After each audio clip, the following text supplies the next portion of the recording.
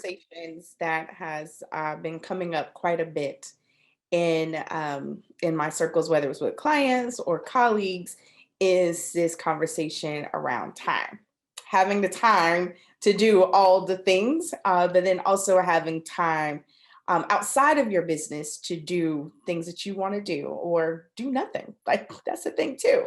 And recently, I attended a shut up and write session with my good friend Stella Orange. And one of the things that she said just was, one of those pop you in the face kind of moments. And she said, "Don't waste my energy on things that aren't worthy." And I was like, Nadia, we need to fix this. And it's important because there's so many things that are vying for our time. I know for me personally, this past year or so has been challenging in my personal life with just lots of demands on my time, in addition to whatever may have been going on in my business. And it's really caused me to pause and take a look on how I may need to shift things in order to be more efficient, effective, and productive with my time. I recently was doing a podcast interview with an expectant mother, and we just talked briefly about how nothing like a child to really cause you to get clear on the importance of your time, to help you implement some boundaries, but also to help you get better at delegating because you realize I won't have the same amount of time to put things off till later because that time is now dedicated to this other person that really needs my time and attention. And so, as you're looking at building your business and how you structure your business and your systems, this is one of the reasons why we talk about systems so much, is because these systems can often help you to better leverage your time because it frees you up. So, if you're like me and you're looking at this summer and you're like, oh my gosh, I need to make some adjustments with my time, here are a couple things that I'll share that I've been doing personally. One is take a look at your calendar. Like, really be honest about where you're just wasting time. Let's be honest. Like, there are times when we just may be wasting time. Identify your time wasters. Is it you just are trying to take on something that's not a good fit? So, for example, there are times when I think that is something that's easy, but it's outside of my skill set. It needs to get done, so it's important, but it's outside of Nadia's skill set, and it's going to take me far more time. So then I end up wasting time by researching or trying to figure it out, watching YouTube videos, whatever it is that I fill that time with, when I could just delegate or hire some support on my team. So we've done a lot of hiring this year to just get a lot of that stuff off my plate, but also out of my mind space. So when I have that time set aside to think, I can actually think about something productive other than, oh my gosh, I have all these things that I need to get done that I don't really know how to do. So identify those areas where you can do a better job of delegating, letting go, or just not wasting time, like Facebook, this scrolling.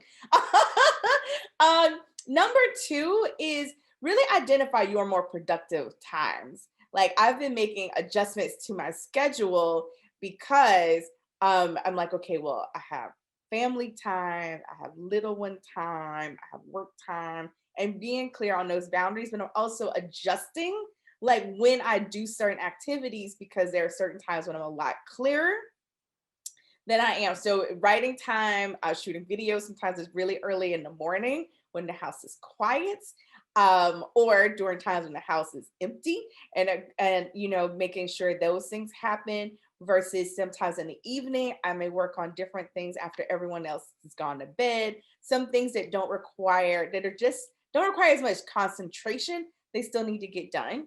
I'm also looking at how often and when I check emails. So, really looking at some of my behaviors, some of my habits, and how I could better leverage that time. Number three is looking at time blocking. I know sometimes people like that's so old school, but it works when you work it, right? And so there are just those times of being able to block out, like, I'm going to use this block to be able to maybe batch content and shoot a bunch of videos. So then I start to build that up and I'm not always scrambling to get things done. Like reason I went to Stella's Shut Up and Write session is I was like, I know this is going to be an hour.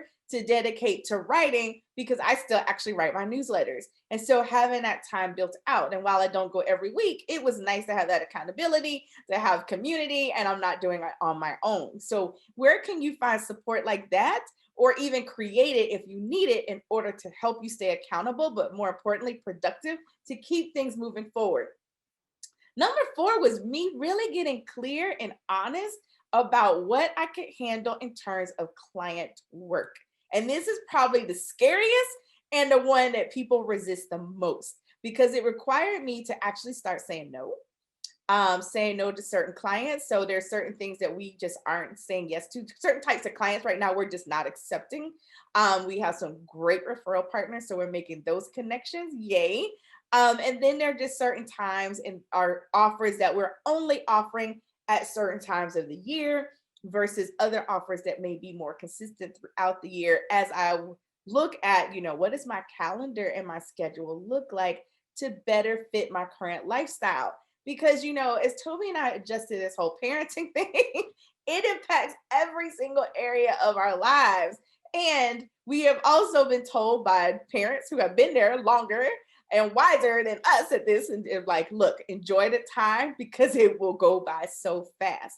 And so really being honest with yourself, with your prospects, and with your team. And it doesn't mean necessarily that you would refer out.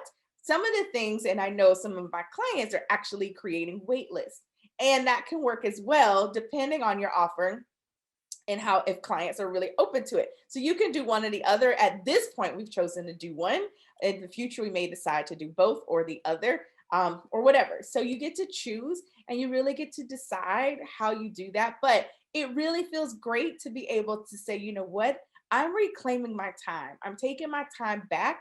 I'm creating the space to have self-care. I'm creating a space to have family time. I'm creating a space to be productive in my business. And I'm able to now have a far more integrated and balanced life than before, where I'm not on the fast path to burnout.